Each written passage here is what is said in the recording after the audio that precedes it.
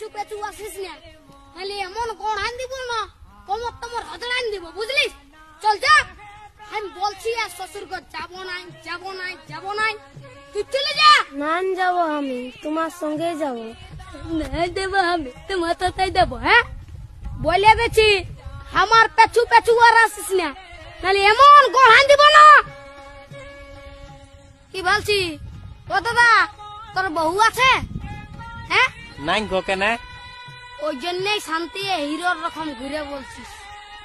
আমাকে দেখ, আমার আলোক কিটা পেছনে পেছনে আমার পেছনে পেছনে আসছে, বুঝলি? দেখ তো কোথায় যাবে বউটা? তোর পেছনে পেছনে যাবে নাহলে কি আমার পেছনে আসবে?